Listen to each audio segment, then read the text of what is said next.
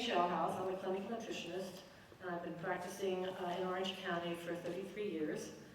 And what is all this other stuff? It says clinical nutritional certified nutritional microscopist. A microscopist is someone who examines blood underneath a microscope, a 100,000-pound microscope, and doesn't diagnose it, I think, because we can't do that. Nutritionists can't diagnose, but we can study and give demonstrations to people using a CRT showing them the health of their blood, because one drop of blood is indicative of the entire system. And I've been able to teach people quite a bit about themselves. They either go, oh my God, that must be bad. And I said, no, it's not too bad. So it's been an interesting experience. I noticed that when Neil was promoting, or Orange County Forum was promoting me, they let you know that I have a BS in education, which means I taught English. And then I have a master's degree in communications, which allowed me to travel internationally for a while. It says nothing about nutrition. So how did I go from education and communications to being a clinical nutritionist? Well, about 33 years ago, coming off the road, which sounds awfully exciting if you're an international consultant, is exhausting. I said, I have to find something else to do. And a friend of mine said, would you like to own a nutrition business? I said, maybe, because I didn't know what that was. Well, it turned out it was part of a franchise, and I had an opportunity to buy a franchise and start teaching people about how to eat correctly. I saw them every day, so of course they were successful. They never had a chance to not be successful. But that got me very interested in what else they brought to the table besides the fact that they wanted to lose weight, because they also came with heart conditions and cancer and diabetes and that kind of thing. And I realized that what I really wanted to do was to concentrate and be able to help them more globally than just help them lose weight. Well, if you help someone lose weight, you will help them a great deal with the other things that they've got going. But by going to school and studying clinical nutrition, and by the way, in the state of California, even though I am certified, you cannot order blood. Only physicians can do that, or if you work in a chiropractor's office, you can order it. And I wanted to be able to order blood. I can't diagnose it, but in clinical nutrition, we study blood and all of the things that go on in a blood work piece much differently than a doctor does. His purpose for looking at your blood is to see if he has to diagnose you with something. Our purpose for looking at blood is to see how we can track what's going on. We can look to see if you have food allergies, for example. And physicians a lot of times have to run a blood test. But if you know how to look at blood work, you can see if someone has sensitivities.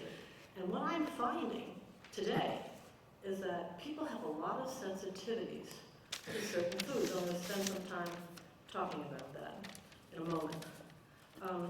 I think you should also know that I am a cancer survivor. Neil mentioned that to you. Back in 2001, I had this business. I'm married now, but I was single at the time, and I wasn't feeling very well. The business was going fine, but the stress in my life was over the top. And my internal medicine doctor happened to notice that maybe I should have a colonoscopy. Well, I was 54. I was very healthy, never had any problems. I said, okay. And they found cancer in my sigmoid. They removed 9 inches of it. And they said, and who's your oncologist? I said, I don't have an oncologist. I said, I do work with a really good oncologist for a second opinion for my clients out of UCLA. Well, I said, well, maybe you should go talk to him because you're probably going to need some therapy. So I went and I talked with him. Really interesting. He's a very aggressive, used very aggressive treatments. And he looked at me. He said, have you ever had any issues other than this? No. Okay. Have you, and I didn't have any insurance either. I didn't take insurance because I was never sick. Well, that's another interesting story. Anyway, he looked at me and he said, right now, I don't like the therapies that are being used for colon cancer patients. I give you 75% chance you never get this back. I'm not going to tell you to do anything. I said, after I said thank you, I almost ran out the door. But having a lot of resources, I decided to go and work with a Chinese medicine physician. I don't know how many of you know anything about Chinese botanicals, so they're very interesting if you know anything about them. And so I worked with him for 4 years, and I took some protocols from him. And the most important thing I did is once I was told that I was in remission, I never looked back. And my doctor said, you know, you should be off work for about 6 weeks to heal. I said, I'm sorry, I own a business. I'm single. I'm so supporting. I can't do that. He said, well, what are you going to do? I said, I'm going back to work in 3 weeks. I was back to work in 3 weeks. And I found myself, some of you are retired, some of you are not, but I found that in the work that I do, because the work that I do is to help other people, I found that very, very nourishing and very, very healing. And it's been, what, 18 years, almost 19 years, cancer-free. So, as a, thank you. So I do understand cancer and being a cancer patient, but that leads me to one of my first questions. What is the enemy, do you think? The worst enemy for not being able to truly recover from a catastrophic illness? What do you think it is? Stress. You said stress. Anything else? Maybe the treatment. Before the stress. Negativity? That's it. Okay. People spend their life, before they ever got cancer, going, not all people, but you know, what if this happens? What if that happens? You have to know yourself pretty well. Are you one of those people that goes, well, even if there's nothing to worry about, it's like, well, what if this happens? What do I do here? I don't know how advantageous that is. I talk about this all the time in my practice with people. I don't think setting yourself up for fear all the time. If you had, we'll talk about this in a minute, but I don't know where you are on your treatment basis with prostate cancer. I don't know if you've just been diagnosed, I don't know if you've had surgery or treatments. But you know, you're sitting here, which is a lot better where you could be. And I think that people really, really need to look at their life and be glad they're here for now and move ahead. And stop dragging whatever you fear behind you, your baggage of your fears. Because what fear is really about is control. And as you very well know, since you're not real young, any of you, is that there's very little in this life you can control. You can't do anything about the past. You can be angry, but that doesn't work. The only thing you can concentrate on is the present day and what you're doing in this present day to be as well as you can. Okay? Which brings me to talk about nutrition. There's a definite parallel that runs alongside of any illness, whether it's diabetes, high cholesterol, cancers of different kinds, MS. I work with it all. Because I really believe that people need to learn how important it is that they learn how to eat. It's not just an activity you do 3 times a day. We are what we eat. Food can change our mood, our attitude. So we have to look at food and what it is that we're going to put into our system. How are we feeding our bodies? How are we feeding our minds? If you're constantly putting in positive thoughts, not Pollyanna, being knowledgeable, doing research, but putting positive thoughts in and getting some information about what you should be eating. And that's a big quandary for people. Should I go vegetarian? Or should I go paleo? Well, I mean, you can get yourself, you read enough, you go around and you are not any further than you were. You might be more informed, but it can be pretty confusing. And so what I try to do with my clients is I try to help them get involved in their own health. In today's medicine, your doctor's responsible for diagnosing you, doing surgery, providing a treatment. He doesn't talk very much about nutrition at all. And I think it's a big, big film. So, I have several doctors that I work with who know what they do, they know what they don't do, and they send them to me to talk with their clients about getting on a healthier course for eating and thinking. So let's take a moment, and I've prepared, oh, and by the way, I prepared 2 handouts for you. And I've also, if you don't have any extra paper to write on, and you would like a piece, I have a nice post-it note that you jot a note on, because I have some things you might want to write down. If you need some paper, say so. Anybody?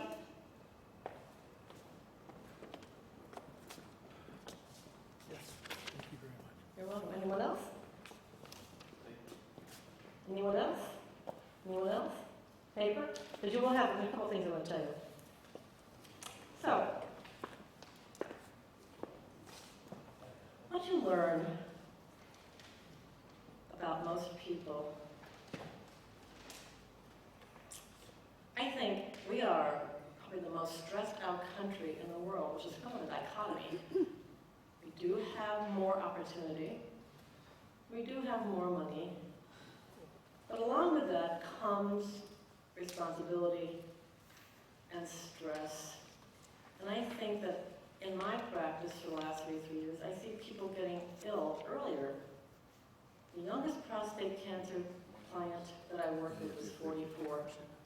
And he hadn't gone to, he didn't even think about going to get a PSA test, before. And that was kind of interesting. So I worked with him on how and what to eat. But what I'd like to tell you first is what I think would be wise that you don't eat. It's easier. The list is not that long. And I'd like to start out with acidic foods. Maybe you know all about this, but most times, most people don't know what's acid and what's alkaline.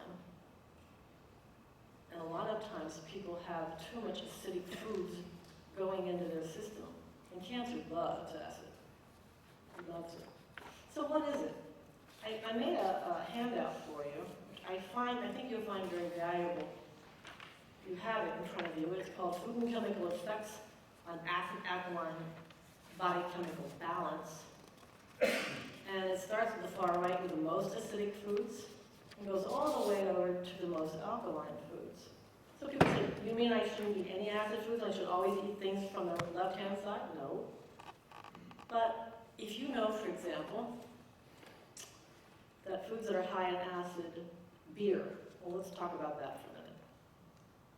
The hops in beer has been studied, and they think that in certain men it causes prostate cancer. So, of course, I'm talking with my male clients about the importance of changing what they're drinking. First of all, it's very high in acid, and the hops in it seems to be a problem. I mean, if you have 1 beer a week, but that's not how men drink a lot of times. They drink a lot more than that. In a weekend, they could kill 18. I mean, I talk to the ones that do this, and I think that that needs to kind of stop. I also know that sugar, although it's tasty, is huge. It's like feeding yeast in cancer cells mana. They love it. Sometimes people have a lot of trouble controlling their sugar cravings. So, I give them something called L-glutamine powder, or a tablet. Why would I do that? How many people know what L-glutamine is? Okay? L-glutamine is an amino acid. It's one of the 10 amino acids you need to make a perfect protein. And I find that it's something else also. But I find if I give people who tell me they are really craving, they'd like to stop eating sugar, they'd like to stop drinking alcohol, and they'd also like to stop smoking cigarettes, I can get them to do all 3 or whatever it is by giving them anywhere from 1 to 4 times a day L-glutamine powder or capsules. Why? L-glutamine is the only amino acid that crosses the blood-brain barrier when it's taken into the system. And when it crosses the blood-brain barrier, it affects your neurotransmitters, especially your dopamine levels. Most people who are addicts to alcohol, drugs, cigarettes, have really knocked their dopamine level out of whack, and also people who are addicted to sugar. They have really, it's like, there was a book written years ago that was called Brain on Fire. And what they were talking about is the fact that if you don't feed dopamine, sugar, alcohol, cigarettes, whatever it is, you think, I don't have any willpower. It's not about that. It's about your dopamine levels. And I have been able to shut down craving responses for smoke, alcohol, sugar in a week. That's not too long. Just by having people do as I ask them to do with the product. And I tell you that because if you know that acid is not a great thing for you, you don't want to feed the enemy.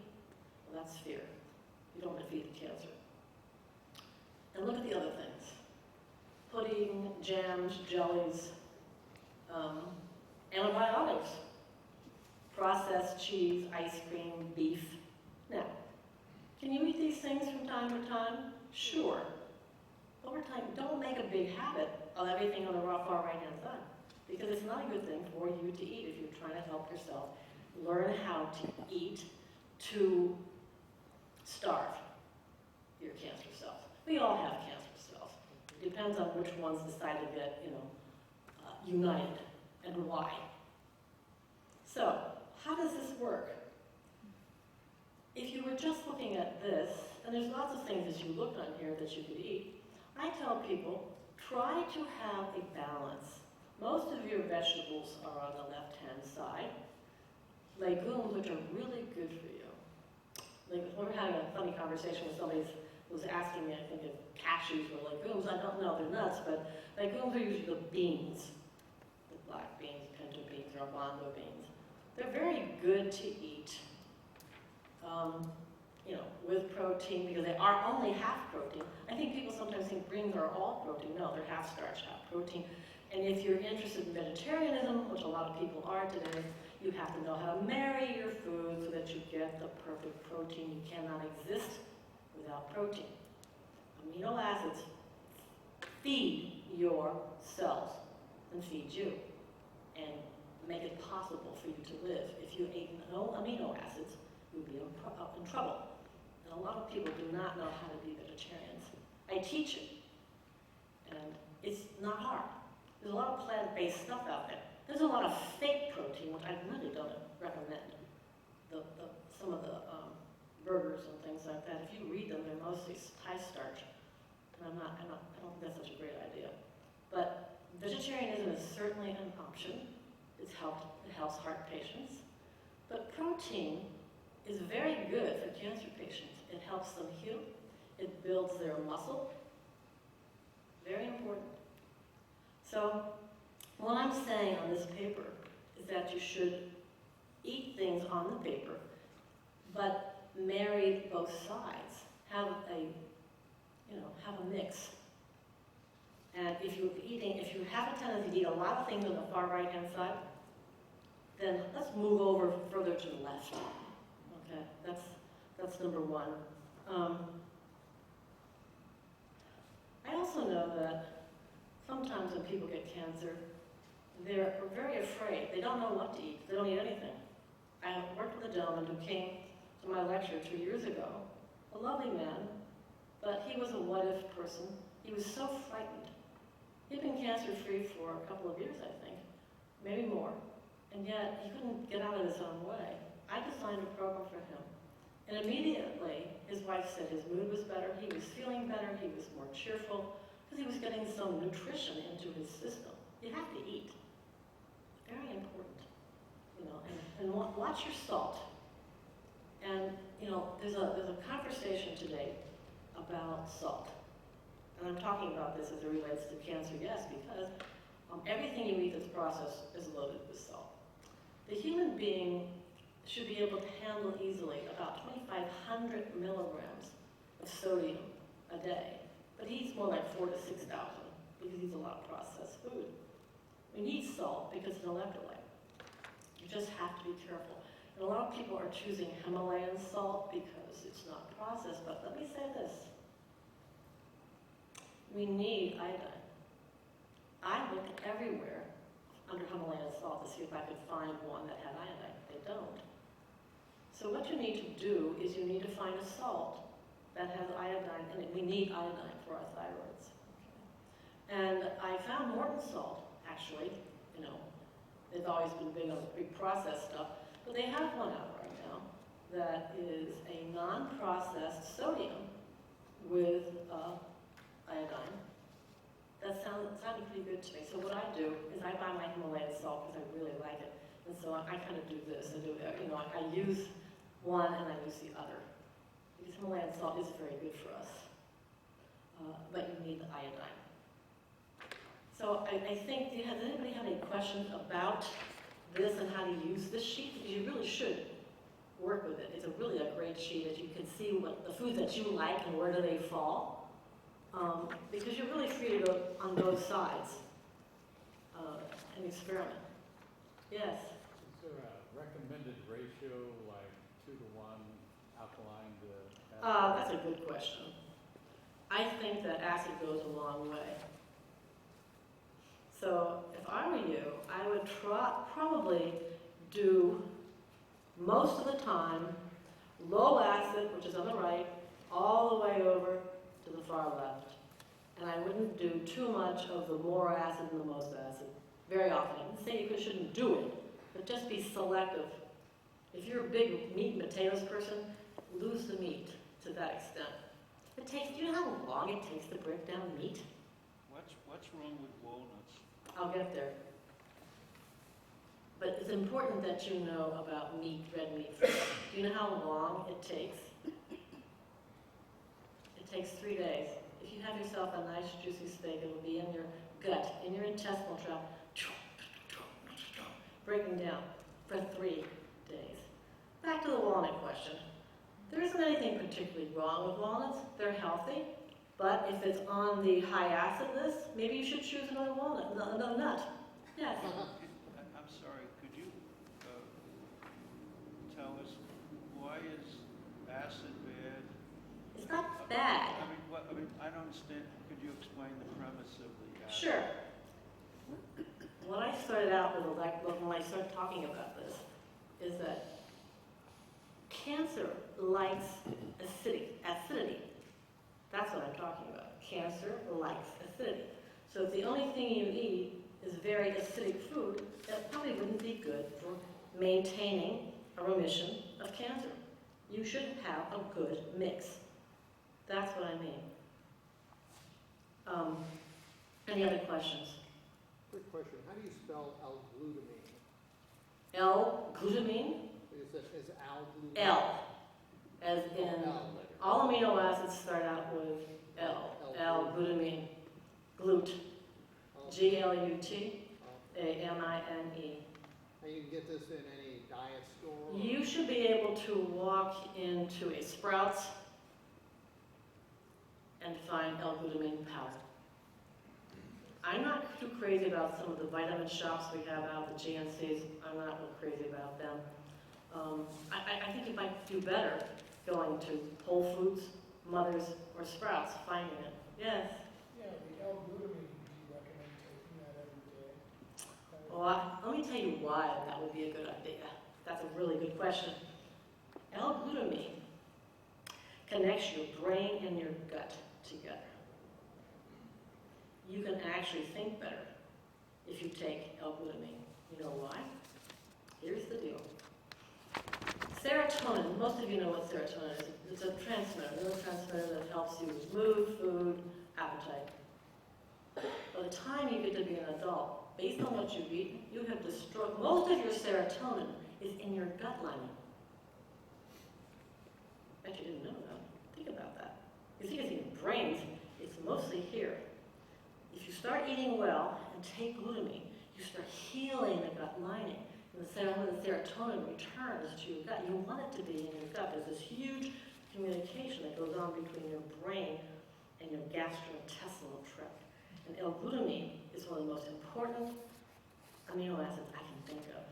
And even if you didn't crave sugar, if you had some gut issues, maybe you have gut issues as a result of some treatments, L-glutamine would help you.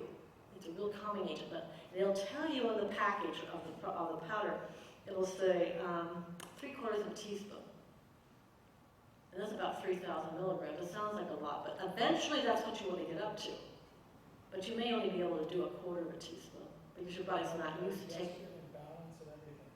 It helps you digest it. Oh yes, it does. Balance. L-glutamine is huge. Okay. So you should start with 1/4? What I'm saying is, you all, sometimes when you take things in concentration, they might be great, but you say, oh my God, this stuff is like, it hurts my stomach.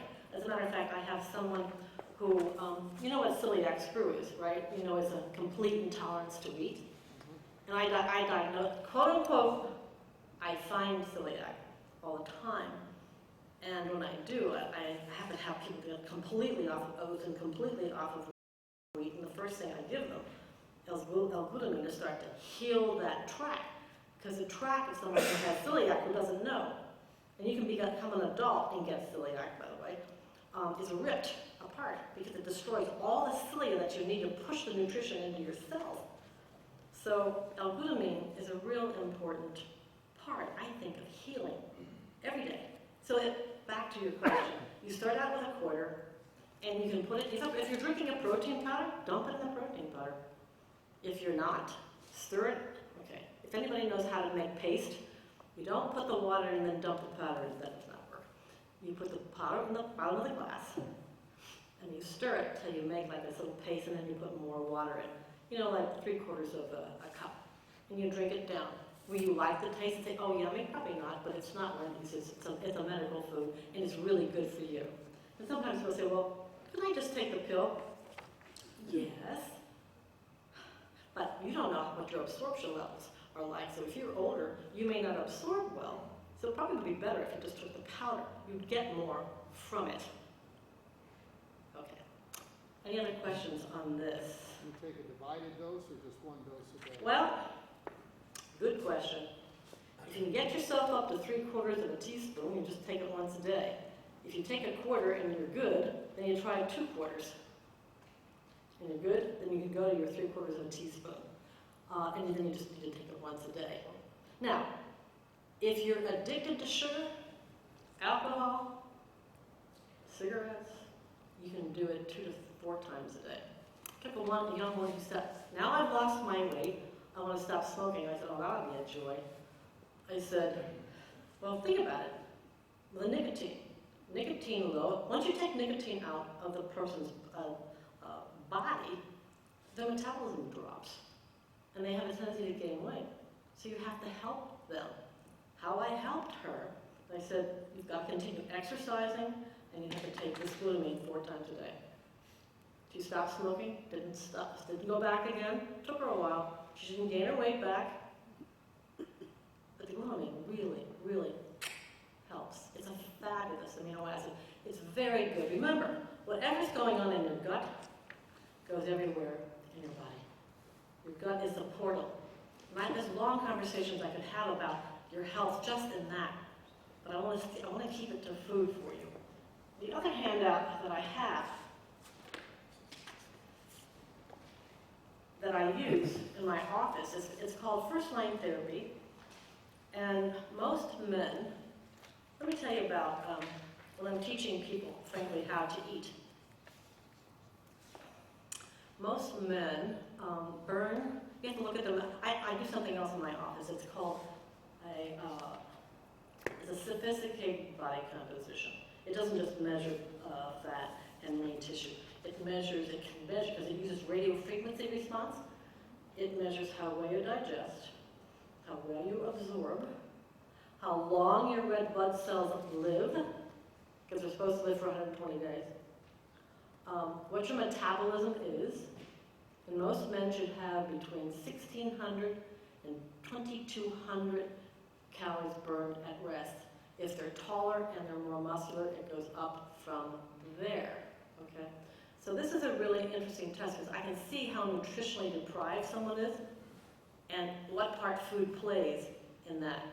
So at the same time, I'm showing you this because you should be eating from each category on this page every day. And most people don't. They may not eat poorly, but I bet you may not eat nuts every day, and then you don't know how many to eat if you do. But these are all the nuts that are pretty good for you, and they tell you how many you can eat. Now, if you're a male, and let's say you're 5'10", 5'9", 5'8", then if you look at this page under concentrated protein, you should be eating about 9 ounces of concentrated, healthy, preferably organic protein. And you'll notice there's no beef on here. If you want to have beef sometimes, it should be grass-fed. Grass-fed beef is the best because there's no antibiotics added to it and no preservatives. So 9 ounces. If you're over 5'10", 5'11", 6 foot and over, 11 ounces of good healthy protein. Eggs are on there. They tell you one egg is usually worth 1.5 ounces. So 9 ounces of protein split up throughout the day. And do not skip breakfast. People say, well, I'm not hungry for breakfast. I say, okay, I see.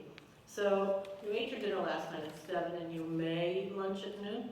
What do you think that does to your brain? And then the rest of you, it starves you. Gotta break that habit. Have some breakfast, have some protein. Have a nice protein drink.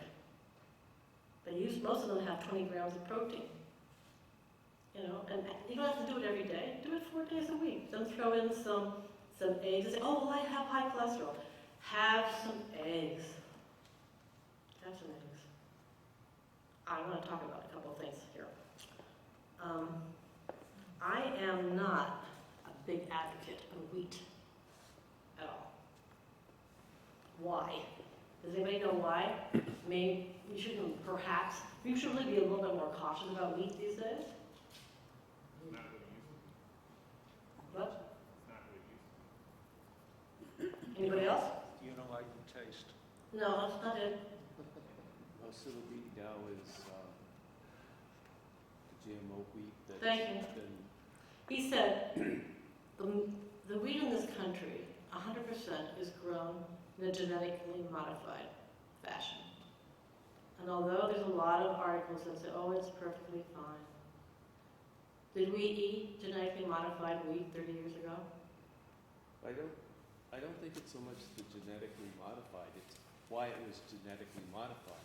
And why was it? So that Monsanto could use Roundup in the fields and create a larger yield with their pesticide, basically. Okay, and would that be good for people to No. take in? Yeah, that's the reason. It's the Roundup. Yeah. Yeah, it's not so much a genetic modification. It is what they used and to grow it. And it's about money. So, you say, well, what do? Fortunately, there are millions of people who are deciding not to eat this genetically modified wheat. And there's a lot of really great choices out there, alternatives. You just have to go and look for them. You can go to Sprouts, you can go to Trader Joe's, and you say, well, I don't like the way it tastes. It doesn't taste like the bread I like. Okay. I think you should try it. I can give you some names of some breads that are really good for you. Candy. Let me tell you why, another reason why genetically modified wheat grown with Roundup isn't a great idea. We are finding that more people are having absorption problems as a result of eating it. I test food sensitivities and allergies all the time, and I can tell people exactly if they're having a problem with it or not, and to what extent they're having a problem with it.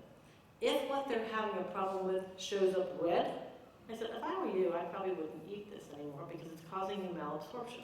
And I can see it in their blood work because their iron levels are low, their B levels are low, because where do those two things go? Inside your cells that feed you. You don't want to have poor resistance when you're trying to fight something. So I really talk to people about trying another kind of bread that is more friendly, that doesn't have gluten. We're talking about gluten. That's what we're talking about. You can't buy wheat without gluten. but you can buy a lot of other breads that are good.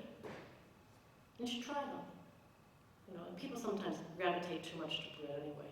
They do. It tastes good. It's a their food. You know, they feel, but they eat.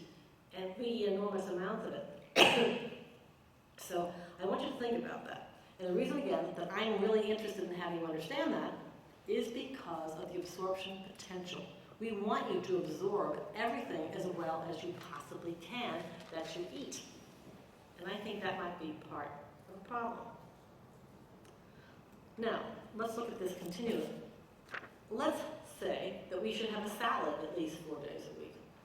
Well, today you can go out and buy a fresh salad at Albertsons or Ralph's.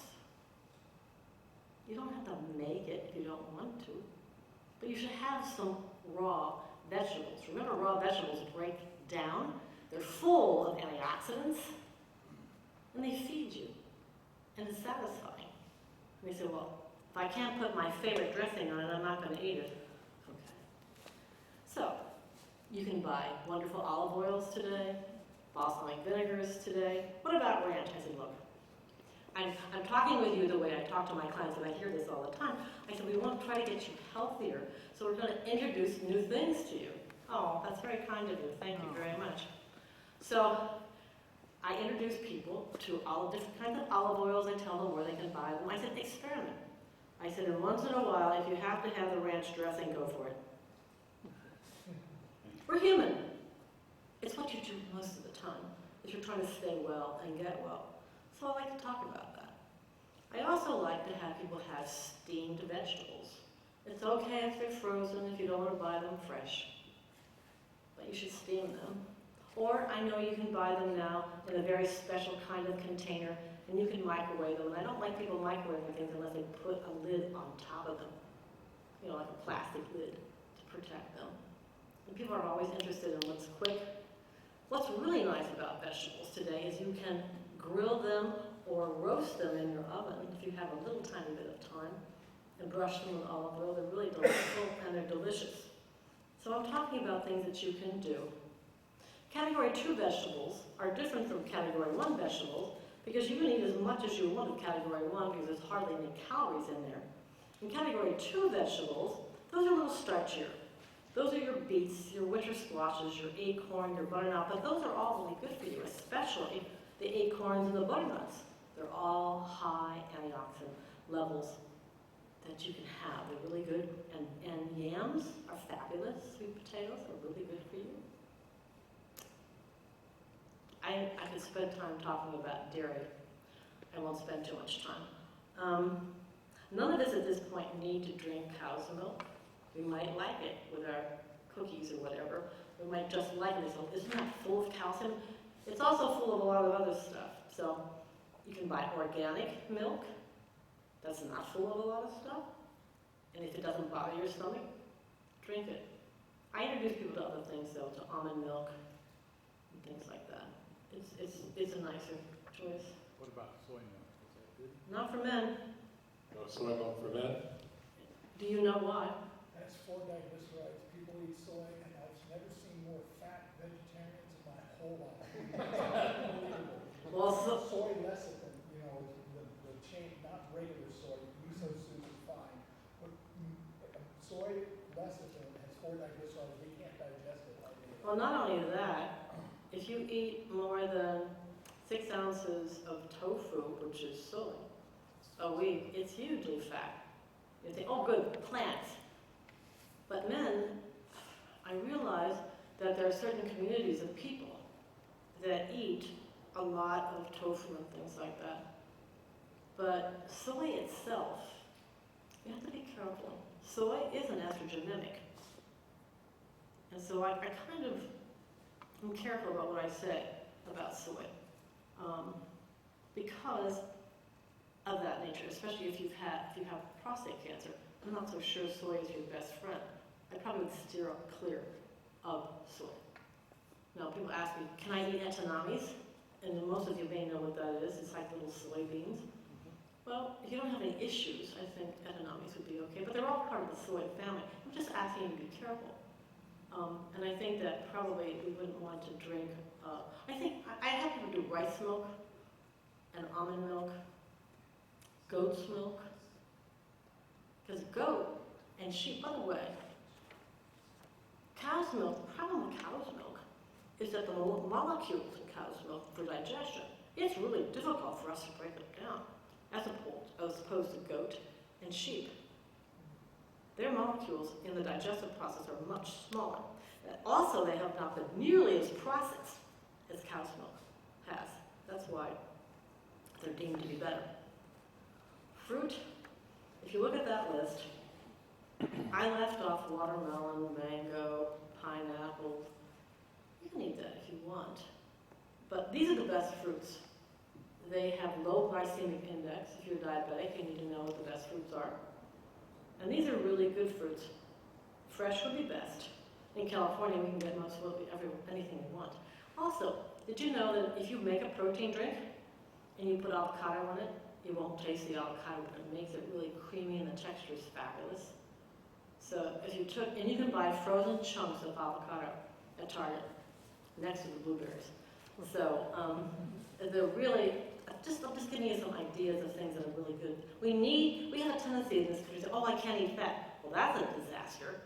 We just don't want you to eat a lot of animal fat. But plant fat, like avocados, olive oil, things like that.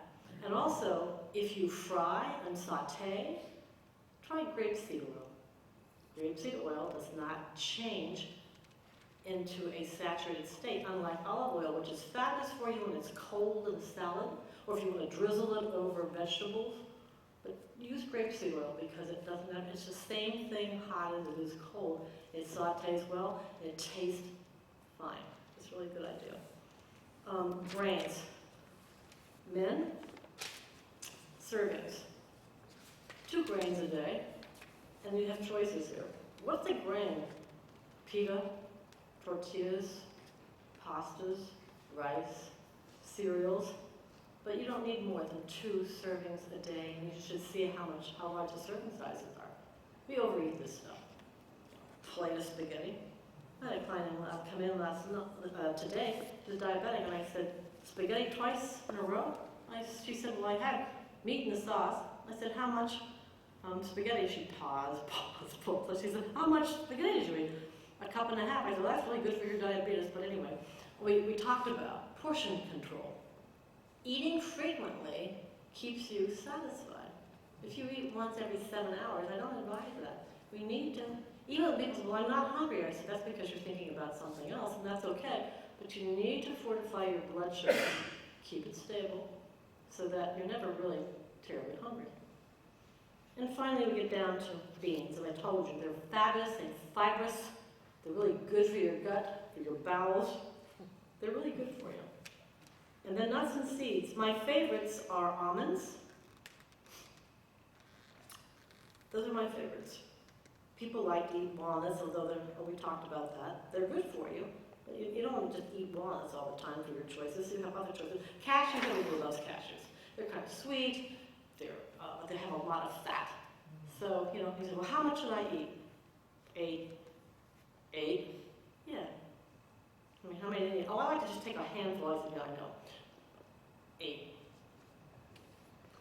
And finally, oils. Olive oil, grapeseed oil. I have a tendency, people ask me, what about butter? I like to tell people about Smart Balance. Smart Balance is a wonderful spread that it was designed by Brandeis University many years ago to help people with cholesterol problems. And it's delicious. You can melt with it, you can bake with it. It's a lovely spread. You should try it sometime. It's a really good one. So this is just a flow of foods that I use with men, women, and children. I designed the program for them specifically over here. They agree. So that, and I'm also, I haven't said anything too much about digestion. I help people figure out if they're even digesting their food. Because if you're a cancer patient, it's important that you get something from what you eat. So I talk about hydrochloric acid, you have enough of it, you should take digestive enzymes to get your food broken down so that you get something from it. The time that I have left, I want to show you a couple things. I apologize, I made a mess out of this. And I should say this. I have, for 33 years, when people come to my office, I offer an hour's worth of free consultation. We just sit and talk about their concerns. No obligation. Because if you're going to have somebody work with you, then you need to have trust. And they need to meet you.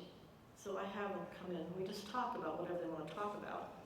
And then we can go from there with no obligation. And I gave you have a card, so my website and my email are on the card. But what I wanted to talk about is something that I saw that I thought was fabulous. A lot of times people don't feel very well when they've been ill. And I saw this woman on PBS a couple of nights ago. And she has a program called Aging Backwards, 2 and 3. Anybody know it? Yeah. Anybody know Miranda Esponda White? Yes. Her programs are just so fascinating because people are always thinking, oh, I can't exercise, I'm too tired. Well, this whole motion that she does, they say these kinds of motions and stretching and all the types of things, you don't really leave the ground. I mean, you're right here. It resupplies your neurons. It gets your brain to thinking better, straighter, more focus, and you're stretching your ligaments.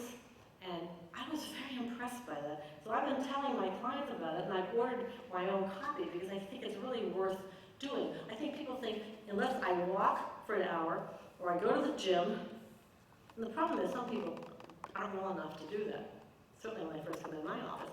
So I want to share this with them, and something else. You may have heard of Leslie Sassoon. Leslie Sassoon had a program out for years called Walk Away the Pounds, and people just stand in place and do this. He said, how would that help? Well, if you do it 2 miles worth, it helps. And she does some other things.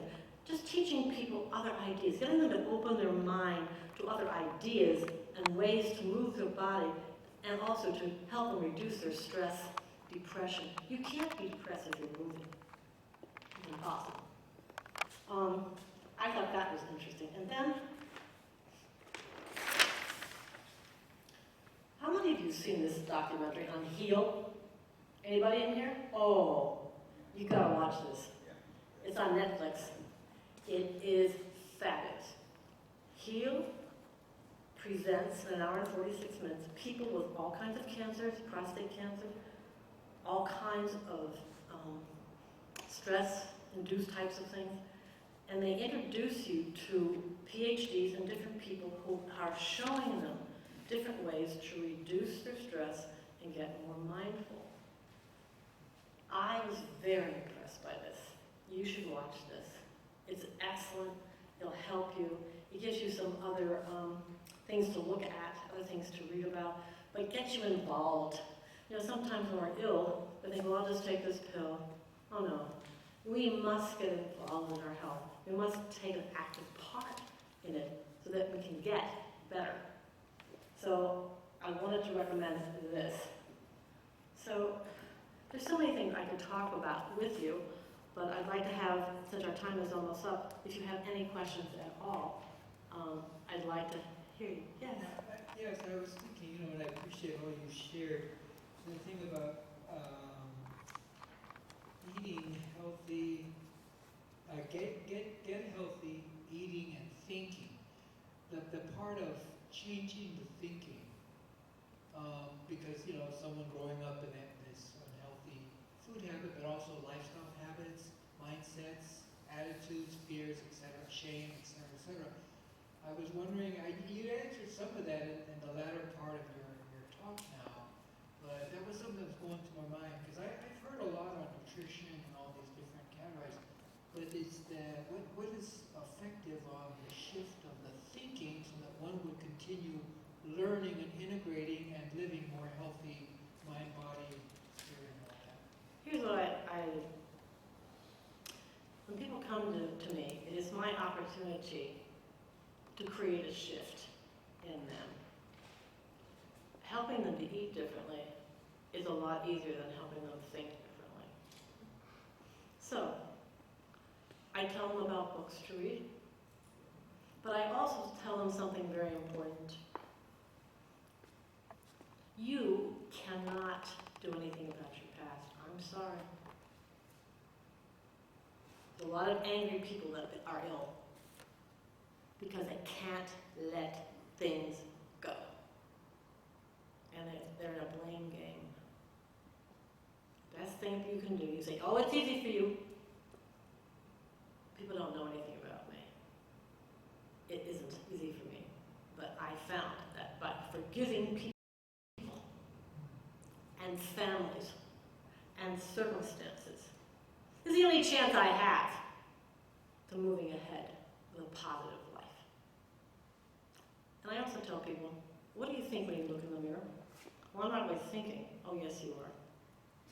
I want you to look at your face in the mirror. Do you love yourself? You better start. Loving self is critical to getting better. Looking at that mirror and saying, you're a good person. You're beautiful. People say, well, I'm not beautiful. We're not necessarily talking about external beauty. We're talking about what's inside. And sometimes when we start this, people start crying because you hit chords in them. But this is the beginning of them getting better, is having that ability to start seeing themselves from a different perspective and knowing that they are responsible for their own happiness and getting better and starting being mindful, practicing. This woman, this Miranda woman who does this aging backwards, she even has people do imagery while they're moving, imagining that they're doing different things that are positive. It's fabulous. I want you to really look at that. It really helps your mind get positive. And don't forget to watch things and laugh. When we laugh, we release endorphins and things. Our brain is happier. We're happier.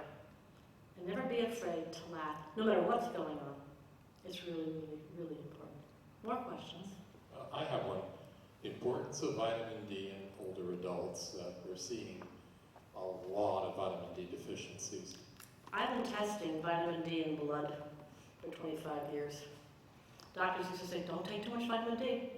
How in the heck would they know not to have you take it if they don't even know what you have? Thousands, I've tested thousands. And for the most part, nobody has any.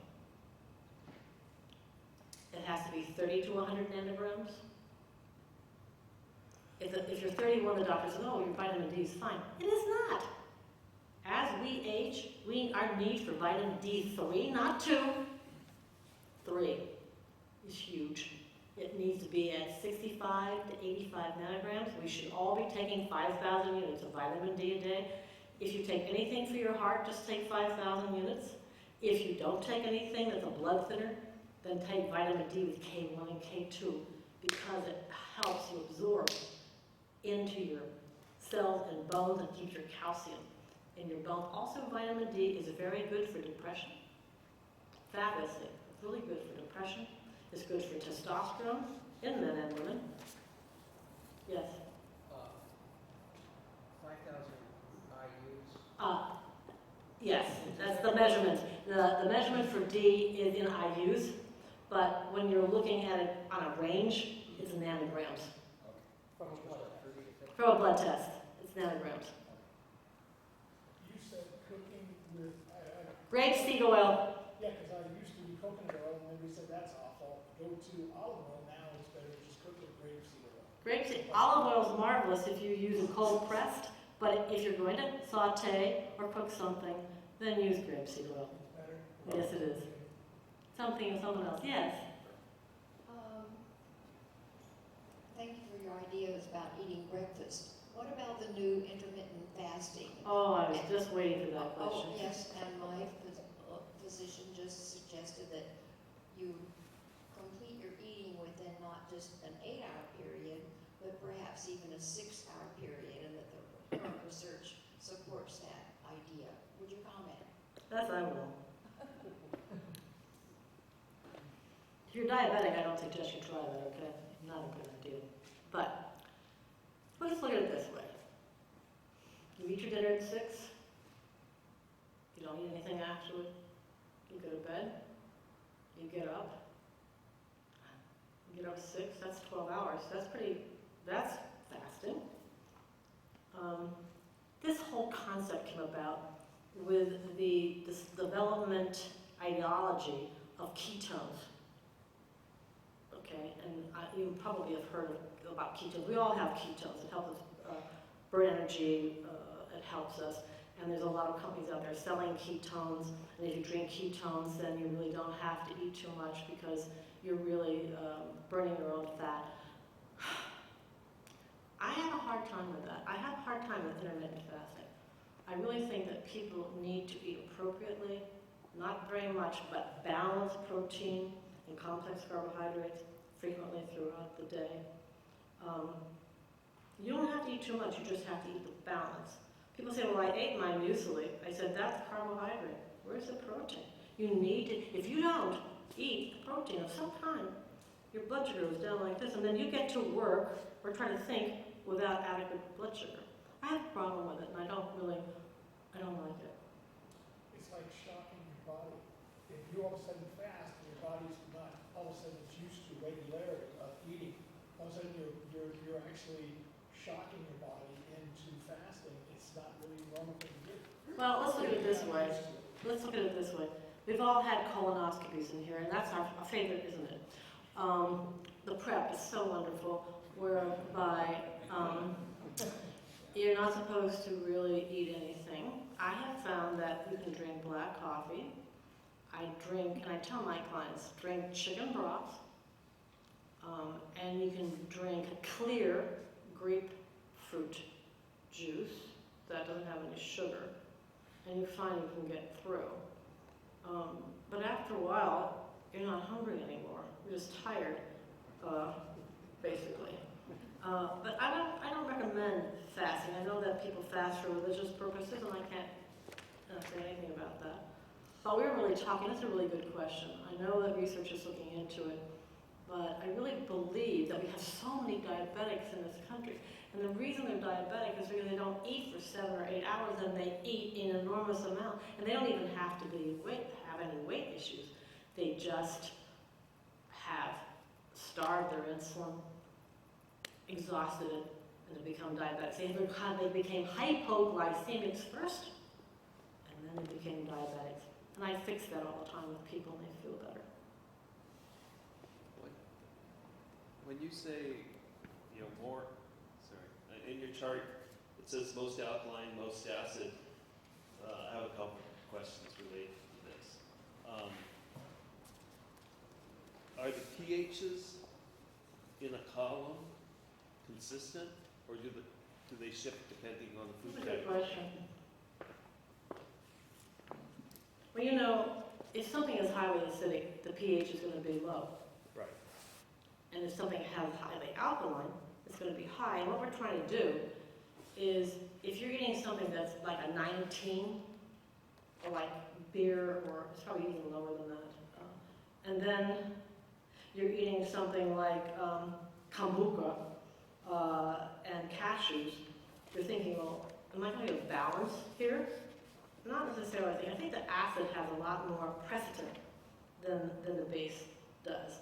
And I don't know if I'm answering your question or not, but all these things obviously have different acid-alkaline scores to them. I mean, we could figure that out, okay? I don't know that off the top of my head, but what I'm trying to get at is we're trying to find, here's a perfect acid-alkaline base, about 26. You say, well, how do you know that? There's a place on your blood work, if you know where to look at it, that tells you how alkaline and how acid you are.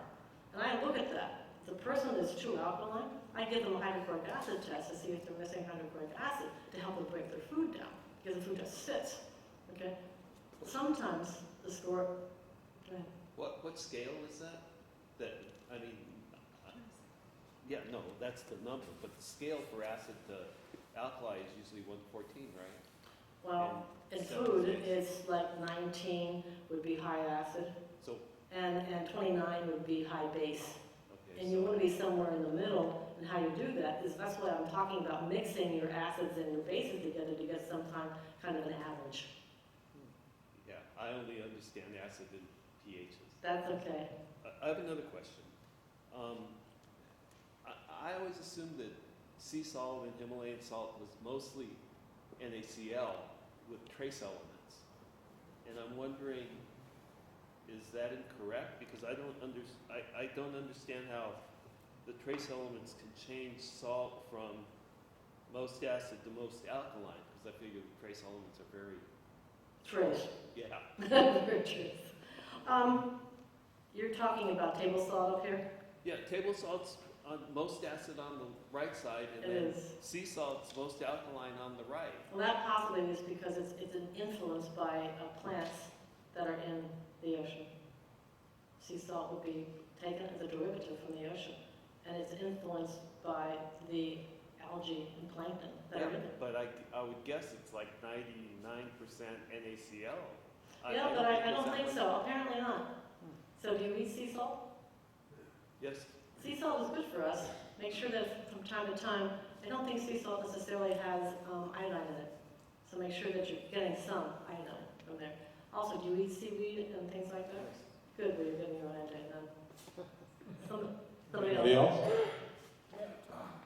One more. I tried not to eat dairy at all.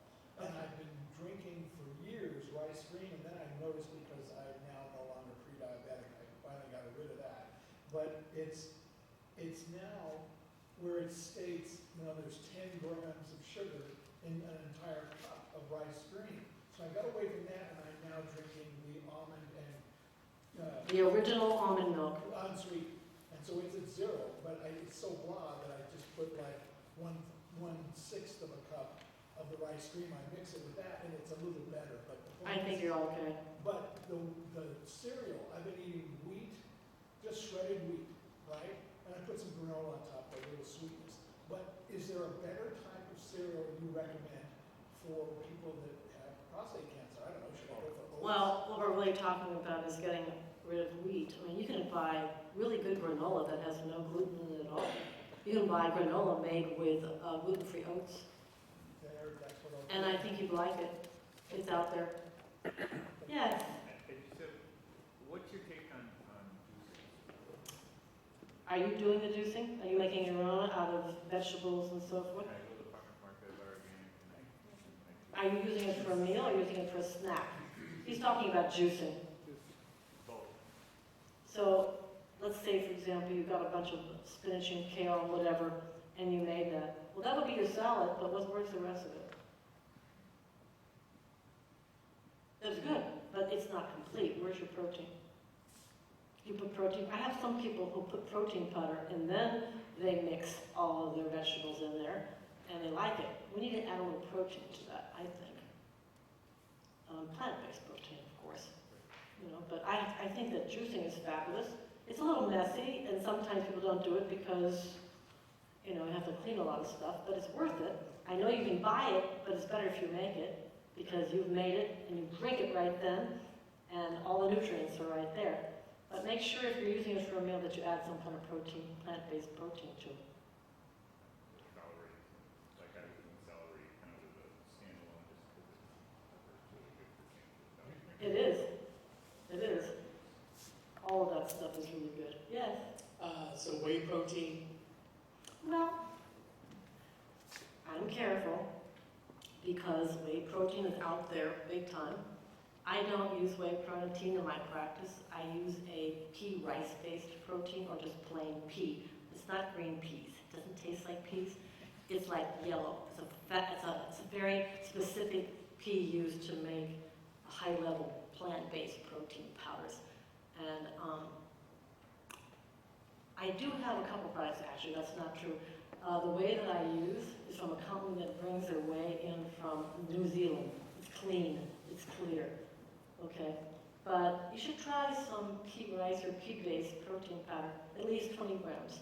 It's really very good. Yes?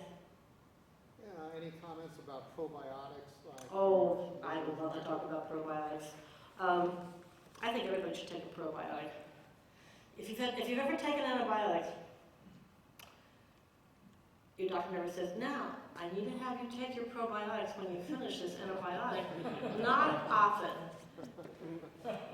You have a reason to have good, healthy flora in your gut. It's very highly protected. And deep stress can destroy your probiotics, antibiotics, illnesses. I say that I believe that we should be taking a dairy-free, plant-based probiotic. You have to have the two majors in there. What are your two major probiotics? Who knows? Lactobacillus or acidophilus, and the other one is bifido. Those are the two majors. Now, a lot of companies are selling the ones that have a complete strain, which is all 8. As long as they're dairy-free and they're plant-based. In my company, I use, I have to tell you this. In my company, there are probiotics, and I buy them out of Florida, and they're vacuum packed. Now, why might you want to buy a vacuum packed probiotic? Anybody know? Something about anaerobic. No, you got it. The minute you open the bottle of a probiotic and light and air get to it, it doesn't, you're going to be okay. But the potency of it dissipates, and every time you open it, it dissipates, and every time you open it. So this company has come up with a way to vacuum pack this probiotic, and you just pop it out and take it. And you keep that potency for a long time. It's great to travel with also, because you just pull a sheet of 10 and take it with you. I believe that everybody should take probiotics. I really believe that. And if we had time, we could talk about fermented food, because we know that's a prebiotic that helps you plant the probiotic. There's big conversations now about fermented food. Somebody just gave me a magazine if I want to make my own fermented food. Maybe not, but I like sauerkraut. You know, you can eat sauerkraut, but there's kombucha. There's different fermented foods around that's really good for your gut because it's a prebiotic. Are there any products you can recommend? I mean, Nature's Healthy Trinity, is that good, bad? Or? I have to be careful what I say here. You must realize that the vitamin mineral market is a multi-billion-dollar market. It's a huge money market. Everybody wants to get on the bandwagon. Because the FDA is not involved, and we really don't want them to get too involved in regulating us. But at the same time, because nobody looks at these products once they're made, we don't know what's really in them in the counter, on the shelf. As a clinical nutritionist, I work with 4 vendors who are strategically assessed. And I know that what's in the product is in the product. And also, but maybe you wouldn't buy it on the shelf because it would be more expensive and you're trying to save money. But what are you getting for your money if you're not sure what's really in the bottle? So there are some really good vendors that I work with. Some of them are online, and a couple of them do not want people to buy them online. They want them to be able to buy them through a clinician, because then the clinician can help them. But you should look at, I will tell you ones that you can look at online. Designs for Health is a fabulous vendor. Metagenics is a fabulous vendor. The one that is one of my favorite is Zymogen, that's Z-Y-M-O-G-E-M, but you cannot buy them online. They will not sell anyone but their clinicians. Or you can call them, they'll talk with you, they'll tell you what you want to know, and then they'll give you the total phone number of the clinician that you can talk to and get them from. You don't have to do anything with them, but you can buy from them. These, let me tell you, one of the problems with buying vitamins over the counter is it might look really good. You've read about quercetin and all this stuff. How is it delivered? How do you get it into your gut? How do you get it so that it's delivered and you're getting some benefit? And there's certain things they have to put in the products. And your manufacturers on the counter, over the counter, do not do that. But the ones who you can buy nutraceutically, they absolutely do, because they guarantee delivery into the gut and dispersion within 30 minutes, 80% of them. And my clients, when they take those, they can tell.